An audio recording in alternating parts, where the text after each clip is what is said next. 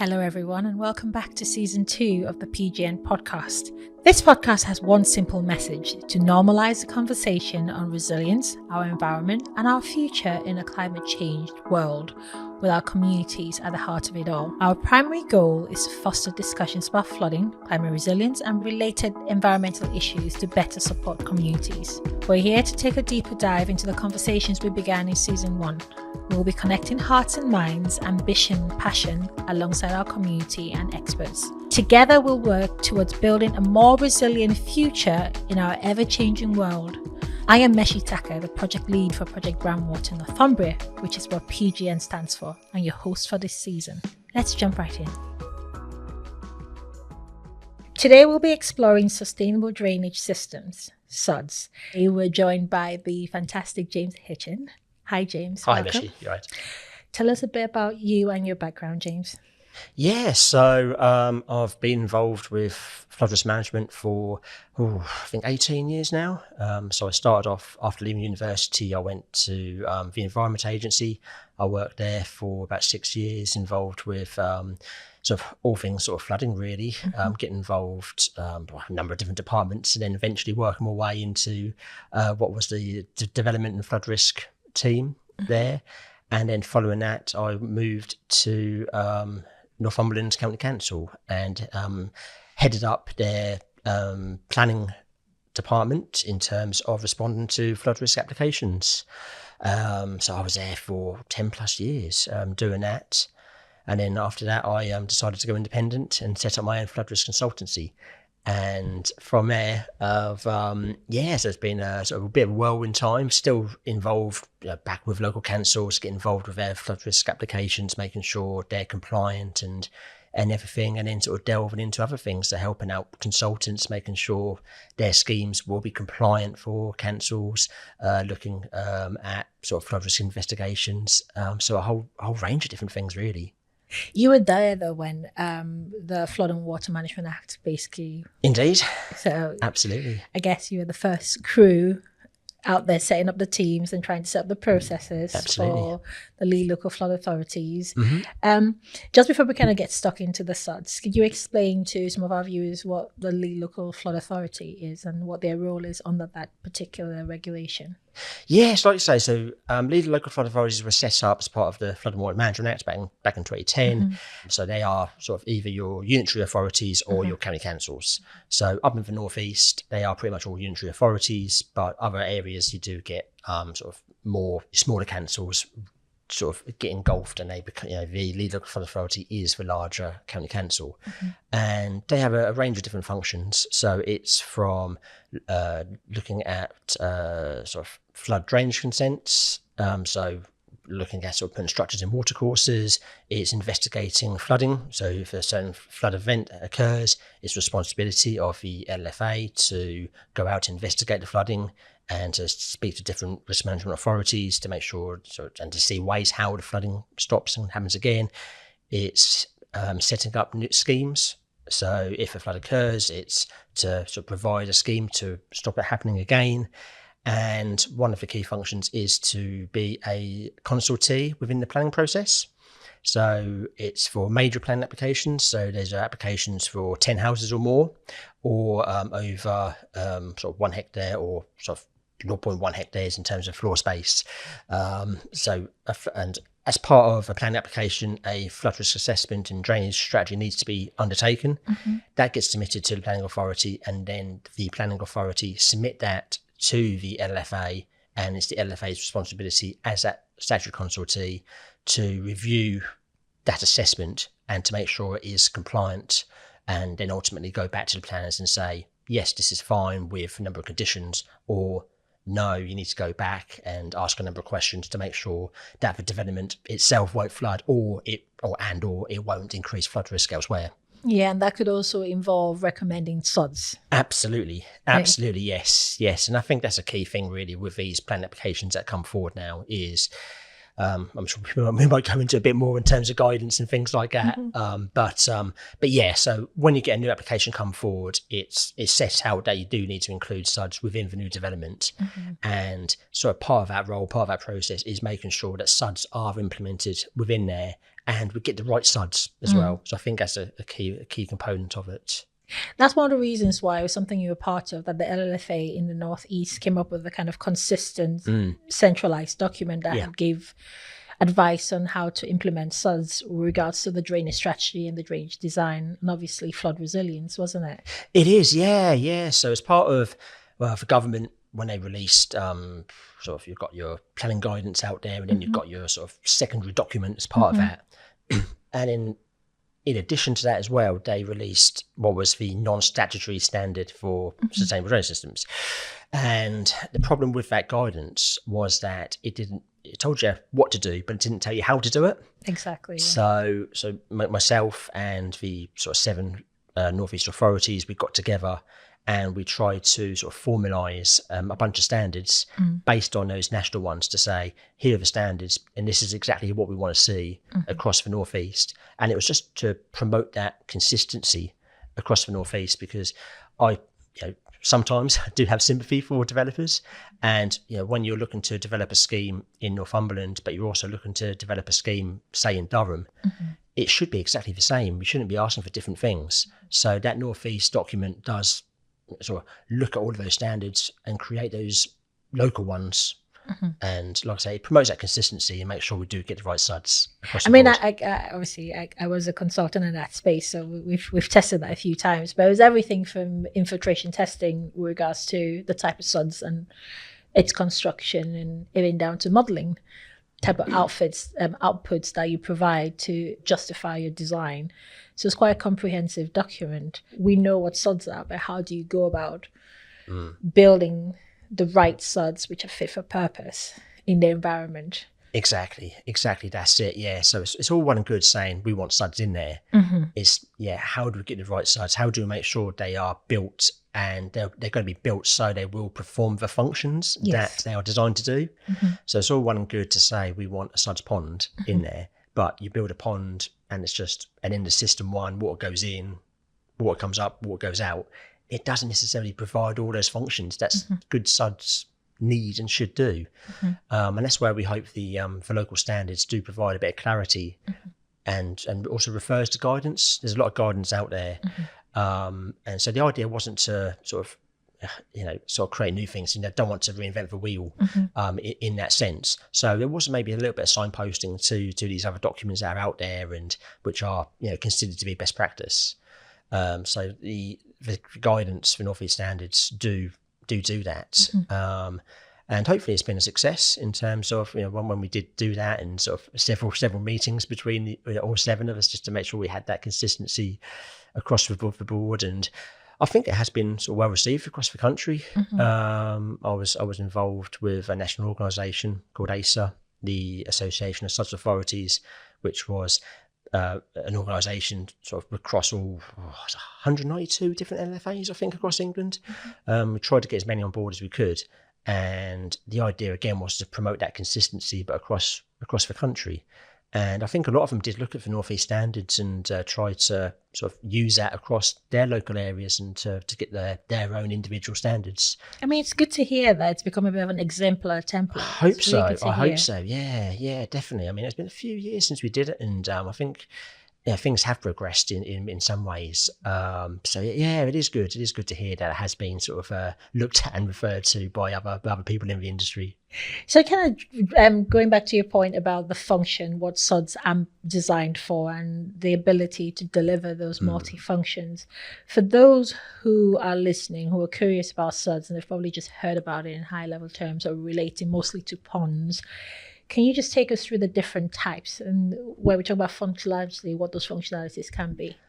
Yeah, certainly. So I think I'll maybe just step back to basics first of all. So you have a greenfield land, it rains, water comes down, you will get some runoff, maybe about 10%, but the other 90% will sort of infiltrate into the ground, and that water will recharge groundwater, and or it will go through sort of process like through flow back into rivers.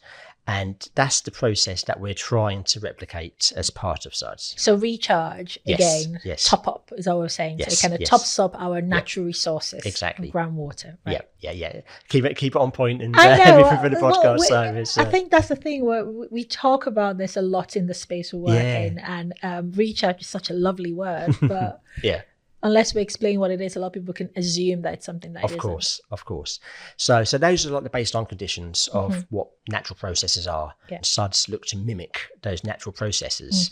So when development is built, if you take sort of a standard sort of, I don't know, just say like a 10-house development, so you've got 10 houses, you've got roads, you've got driveways, a conventional system would just see all of the water from the roofs, from the roads, go into sewers. And historically, that would also be the foul water, so your water from your washing machines and from your toilets, that would all go into one sewer, and then that would then go into rivers. And we've seen recently in the news all about the CSOs and the problems with water quality in our rivers. More recently, the water has been separated, so the foul does go into the foul water system, but the surface water goes into another. The problem is there's nothing slowing that water down, so all the water from the roofs and from the roads just goes into the pipes and just goes out at a rate, at speed, exactly, and at a bad quality. There's nothing there to intercept, all the water, particularly from the roads, that comes into the system and goes off. So you've got your baseline, you've got what's currently there. So this is where SuDS comes into the middle of it to try to get that mimicking process going. So SuDS are a range of different techniques that can be used. So you've got your what I call sort of source control ones. So this is to look at capturing water at source as much as possible. So you've got green roofs, for example. So putting green roofs on top of buildings. You've got permeable paving. So these are ideal for sort of roads and for driveways. You've got features like infiltration systems, which are relevant in some areas, but not in others. And then you've got systems like swales. So the swale is effectively an open ditch, but it serves many functions in terms of water storage, but also water quality cleansing as well. And those functions then go into your larger features like an attenuation basin, which is a dry grass basin, which can be used for multiple functions. And then you've got ponds, which again sort of serve for that sort of process. So SuDS are a range of different techniques. I won't list them all. We don't have all day and everything. Well, you're doing well. So what else is going to say? Yeah. So, but I think those are the headline ones. Really, there's a like I say, there's a plethora of different functions out there, but those are the main ones. And by utilising those techniques, that then looks to mimic those natural processes. So by introducing those ones there, we are starting to get water back into the system, and we aren't just storing it all and putting it back at speed. So that's the idea of SuDS in that sense. The driver for that, though, is just creating a slower pace for better response. So at speed, if you have all that flow hitting the system at the same time, you're more likely to overwhelm the system. But if you slow it down, then it has a chance to kind of make its way in a more kind of timely fashion, and it creates that water cycle effect, which is what you're referring to, the mimicking what the water cycle would do naturally had we not changed everything. Exactly that. Yeah. Putting it sort of as simply as that is the idea of what we are trying to achieve, certainly from our water quantity perspective. SuDS, we've got 4 pillars of SuDS. So water quantity, water quality, amenity, and biodiversity. So with those 4 pillars, very much we do focus on the water quantity side of things, because it stops flood risk, occurring on site and off site. And I think that is its primary function in terms of SuDS. But I certainly think the other 3 pillars shouldn't be neglected in any way. Certainly like the water quality side of things as well. They do serve a really good function in terms of sort of cleansing that water. We do have issues with water quality in our rivers, and SuDS is a great tool technique to be able to help that. Yeah, I mean, there's a lot of conversation at the moment on the quality of surface water runoff, and I guess water companies have been at the forefront of that. Been in the news, a bigger conversation is around again, surface water runoff comes from the surface before it enters any of our systems, and is recognizing that some of the waste and pollutants that we have on our surfaces, you may not necessarily see it, but it's there. Yeah. And that's what the ecosystems respond to. Yes. And it's just helping our audiences understand when we talk about water quality, how exactly can a sod help with water quality? For example, a swale, a vegetated swale, or a basin or a pond. How do they do that? Yes. Just to help them visualize what we're talking about. No, of course. So water will come into a swale, and from the time it enters a swale and exits a swale, that water needs to get from A to B. But because there's some vegetation in the swale, when that water comes through, it gives it the time for the nasties in that water to be able to sort of settle, and sort of the water can then infiltrate into the ground, and those nasties will sort of be there, and then the natural processes will just break down those pollutants. And so what happens is, for more sort of trafficked roads where you get sort of lots of heavy vehicles on there, you might get more sort of salt gritters, for example, things like that. You maybe need two sort of processes. So for management trains, so you need sort of 2 stages of treatment. So you've got your swale, which will do the trick, but it won't break down all of those components. So then you need your swale, and then that will then go into a larger feature such as an attenuation basin, which works the same way essentially as a swale, but just over a much larger area. And you've got a pond, which, because it's got permanent water in there, you've got like reeds, which sort of do very well in breaking down those pollutants. It mimics quite an industrial process when you look at treatment, the kind of primary, secondary, and tertiary treatment, where the first stage is all the large solids, so that drops out of the bottom. The second stage is the finer stuff, and then the third stage was the chemical stuff, where you break it down. But it's the sedimentation and the physical filter systems that these sods provide. And you talk about wetlands as well. And I think I've designed a couple of these in the past for different environments, so residential estates, schools. And one of the challenges you tend to have when it comes to sods is everyone likes the idea of them, but it's the concern around maintenance, permeable driveways, for example. I feel they're a really strong option for domestic residents. But then there is this perception of maintenance, sods, ponds and basins in schools, the perception of health and safety risks. So what are some of the tips you can give to people considering but just worried about taking care of them long term? Yeah, certainly. I think, so like you said, if you break it down sort of into your homeowner sort of components. So sods within homes, like you say, you probably would get something very simple, maybe like as a water butt. For example, a water butt, is classed as a sod. It sort of stores water, it slows it down. So those components there, very simple to install and very simple to maintain as well. Things like permeable paving, which I think are great. Yes, it does require a bit of maintenance, but nothing too much. It requires sort of like a yearly brush of the surface just to make sure all the fines are sort of cleared out of the gaps in between the blocks.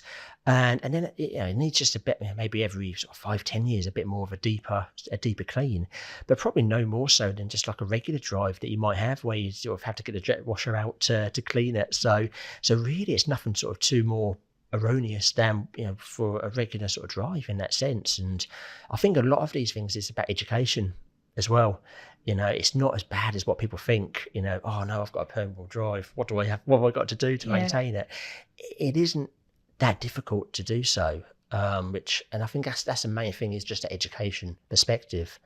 And like you said about sods in schools, I think this is always a bit of a bugbear of mine in terms of health and safety. I mean, I used to get this all the time when I was in the council, and I was sort of sitting on planning committees, and I'd get councillors sort of always, the health and safety aspect would always come up there and sort of say, oh, we can't do this, you can't put open water here, we've got school kids sort of walking past it, etc., etc.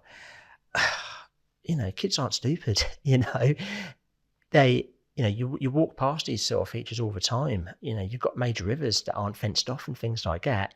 Again, it's just about education and things like that. If you explain to children what these features are and what they do, they will stay away from them. A little bit of like toddler-proof fencing, something like that, just to denote where the feature is enough. Just to make sure it's okay. And then the maintenance side of things, it's no difference to anything else. So maintenance of a pond, just do like regular sort of grass cuts and sort of trim back the vegetation in there. And then again, every sort of 5-10 years, maybe 20, just do like a big de-silt really, just to sort of make sure just to scrape out all the silt that's accumulated in there. Ponds in schools, serve such a great feature for children to learn. Exactly. The learning there is amazing. You're learning about ecosystems and wildlife and also about the environment. Yeah. And yes, there's a science behind it, but it just brings such a rounded opportunity really for early learning and inquisitive brains and minds. Exactly. That's it. Yeah. And you don't have to put 6 feet fencing around it, to make it safe and things like that, Well, you say that though, but I remember one particular project, we did have to put fencing around it. But blame the LLFA. I will say that things have moved forward since then. Yeah, but of course. There's a time and place for everything and things like that. But I don't think that needs to be the sort of the prerequisite in terms of designing these things is to put those heavy fencing around it. And I think the learning around SuDS, the accessibility point of view, there's a big conversation around affordability as well. And I know I was telling you about the TikTok I saw about this lady who took a massive kind of like, I think it was a clay, like a vase of some sort, and she did a chain link and then she drilled a hole and put a tap in it. And that was a water butt. So there's a kind of circular economy conversation there where she didn't have to go buy a water butt. She just made her own. Yeah. And we do love DIY in this country. So I thought that was amazing. I've put it on my list. I'm going to try and do it. I don't know how successful I will be, but I'll give it a go.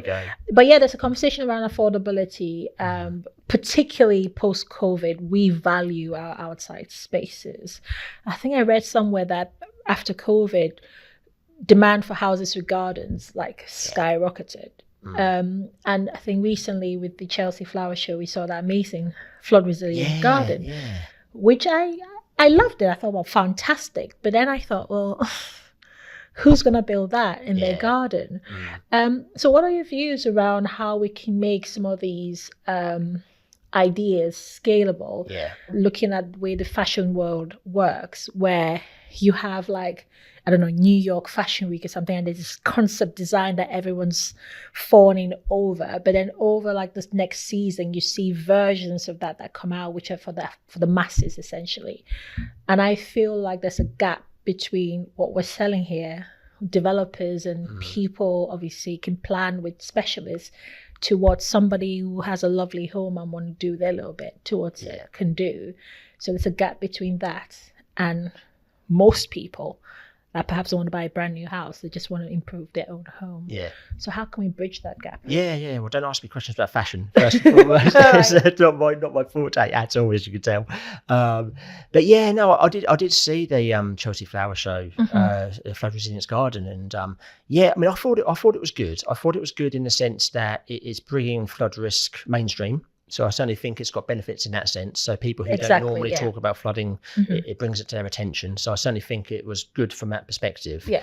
But like you say, scalability, the size of that garden and the amount of money it was going to cost to do that. And the transportation and the logistics of that garden. I know. And, I don't know what your garden's like, but I certainly couldn't fit anything like that in mine. That's for sure.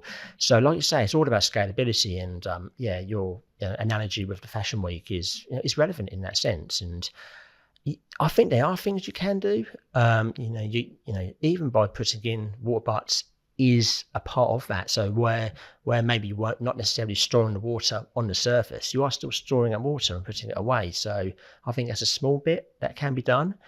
And then it's creating sort of rain gardens, which you can do in a smaller space. So you can sort of build a small depression in the garden itself, and then have an overflow pipe which comes up. So when the water gets to a certain level, it reaches that pipe, and then the water then gets back into the system. So you are storing that water in there. And I think this is where sort of SuDS and nature-based solutions sort of, there's certainly there can be sort of interlinked and there's a crossover and things like that. But this is where nature-based solutions, so utilising plants which have a very good sort of take-up of water, for example, those types of features can be used in gardens, where the drainage is necessarily poor. You've got features like that can be used and they can be integrated within the garden design. So I think you've got things like that, sort of rainwater planters. So you've got these raised planters, which you probably see normally, but again, you can disconnect the drain pipe from your house, goes into the planter. Again, the water comes up, feeds the planter itself, and then it gets to a certain level, and then it goes back into the system. That's what I would like to see more of. I have a little bit in my kind of driveway, and I say it's a wild garden. Mostly, I can't be bothered to cut it, so I'm letting it grow wild. But ideally, I want it to be a wild garden, and I think even as somebody who technically I can design all the SuDS you want me to design. But when it comes to my own home, there's a little bit of like, I know what you mean. Then there is this massive, I just think there's something missing. And what you're describing there, if the resources were there to link up what a lot of people call, I don't know, passion gardening, and saying actually that passion can be transformed into an effective system to support water recirculation, and it gives you flood resilient benefits as well as all the amenities, and you can create a little ecosystem. Absolutely. I just feel like that could be the next step to the flood resilient garden. And that's what I mean about the kind of conversion. So you have the fashion week of gardens, right? Great. It creates a platform. People pay attention and think, ooh, but what we're missing is that translation. It's the kind of smaller, achievable models exactly, of how you can take elements of that and put it in your home as well. And I felt strongly that was what was missing for me. It's looking at that. It's getting from A to B, isn't it? And maybe it's education. Maybe we need to get onto Alan Titchmarsh to do a program, sort of how to design your garden from a flood resilience perspective. Is maybe what we need to do. It's a call out to Alan Titchmarsh. Yeah, it is. Alan, if you're listening. No, but you touched on something else. This weird subcategory or distinction between SuDS and nature-based solutions, because it's something else we talked about. While I understand that SuDS can go into non-nature solutions, but it's still mimicking nature systems. Exactly. Why do you think those two tend to be mentioned in different categories? It's a good question, and I don't quite know the answer to it. In all fairness, I think maybe people see nature-based solutions as a mechanism to resolve flooding. So if you've got existing flooding, people maybe see nature-based solutions as a mechanism to stop that flooding from occurring, whereas SuDS maybe is looking at it from a perspective of flooding isn't necessarily occurring at the moment, and SuDS are there to make sure the situation doesn't get any worse, or certainly looks to mimic what is currently a lower baseline. It's an interesting question, and maybe it's something which needs to be a bit of thought. I don't know if there's much sort of out there in terms of... Is it a branding thing? Possibly maybe it's something simple as that. SuDS was a brand long before nature-based solution was. Exactly. Because when I think about it, they're all trying to do the same thing. They're trying to mimic how nature would behave. I don't know if there's any requirement for it. I mean, I guess nature-based solution insists that you're using nature, but I can't see a major distinction. No. I mean, I don't and know. they interact and really they're very similar with each other. They're very similar. I think they are so interlinkable and everything like that.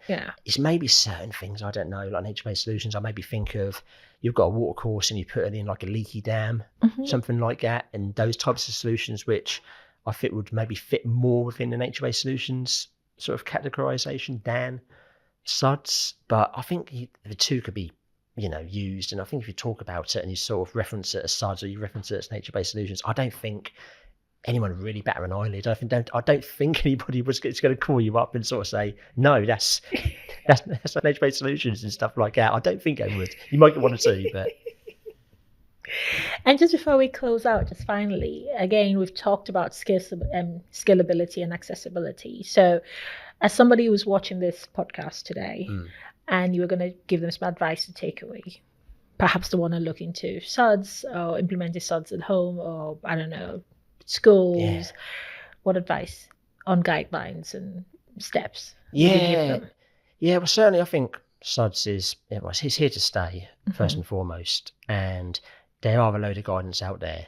I mean, certainly I would sort of signpost people to the Syria SuDS manual. I think that's basically the Bible in terms of looking at different types of SuDS features, maintenance requirements, exactly how they should be built and everything like that. So that's certainly the document that I would point it's people free to. as well, isn't it? Yeah. So that's certainly the document I would point people to first and foremost, and everything's in there. I still refer to it on a regular basis and stuff like that. So that's certainly the document I would go to. And I mean, I'm a big advocate for SuDS in schools as well, and that's certainly something that I would like to see more of.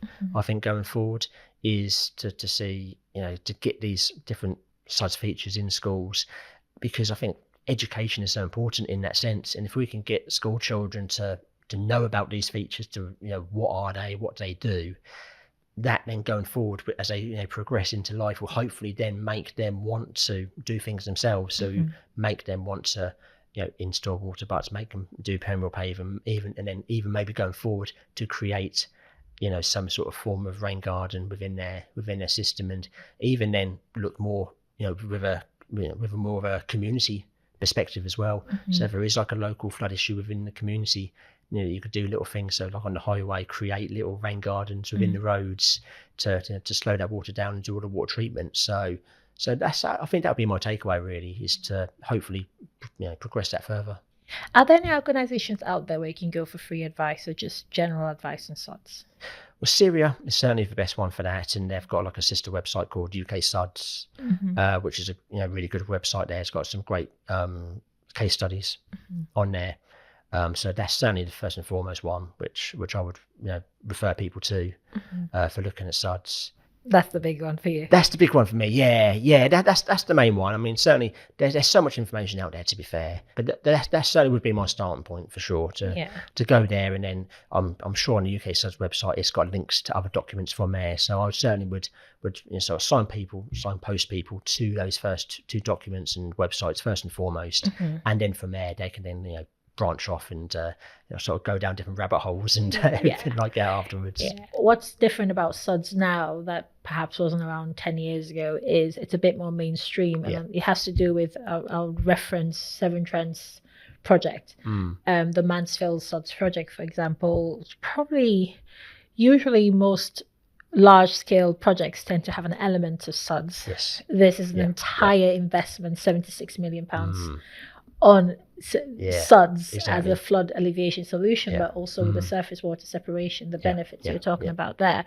So I do feel with that type of project having the impact that visible impact that it's having at the moment, there's a lot of training, a lot of lectures, engagement, which I've been following, and I find it really fascinating. Maybe that would help raise the interest. I think it has to. I think it has to. Like I say, something like that, such a large scheme which has all those multi benefits, I think can only be beneficial in all fairness. And again, if something like that, if that can start to go mainstream, so start to go on national news and engage in people's interests that way, and then again from an education perspective, if things like that can start to be used within the curriculum and things like that as an example, then again I think that's going to be so beneficial. Perhaps we need to think about having more of those learning resources, free resources as well. Absolutely. Maybe that's an area we need to consider, maybe with whenever Schedule 3 lands. that might be something might be the catalyst, with a SuDS approval body. Maybe that's something that could be provided. But I think so, like you say, whenever it does come forward and everything like that, we're all waiting. Well, exactly. Don't hold me to anything. But when it does, everyone's going to be, well, everyone within the industry is going to be wanting to know information, want information. So as much information out there that people can get for free again, it's going to be beneficial, and it's going to help everybody out in the long run to get information out there. So for me, it's not to leave our communities behind. And I think one of the things this podcast is about community empowerment. And all that knowledge, we need to make it accessible to our communities as well. Oh, absolutely. That's it. Yeah. And again, I think it's from a local community perspective. If you've got a local flooding problem, how can we engage them to resolve the issue? And SuDS is a major component in doing that. And by educating people to make them aware of what are these features, how do they work, and basically to make them own it themselves. So at source, exactly. Yeah. So all these features, you can make them really pretty, put nice plants in there, nice flowers, and they can maintain them themselves as part of their own sort of community, as part of their own parish. And I think, and a lot of the time when these things are installed, people don't realise what they are first and foremost and stuff like that. So I think, you can certainly design them to make them sort of blend in to the natural surroundings.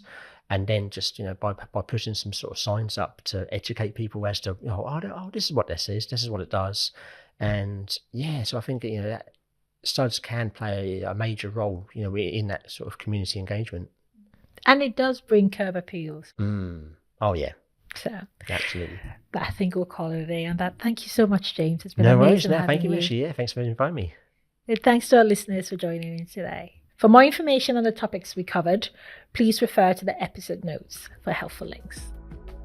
Project Groundwater Northumbria is a research and innovation project funded by DEFRA as part of the £200 million Flood and Coastal Innovation Programmes, which is managed by the Environment Agency. The programmes will drive innovation in flood and coastal resilience and adaptation to a changing climate. This project is led by Gateshead Council with regional and national partners. With this funding, we are working on practical, innovative actions and knowledge sharing with our communities at the heart.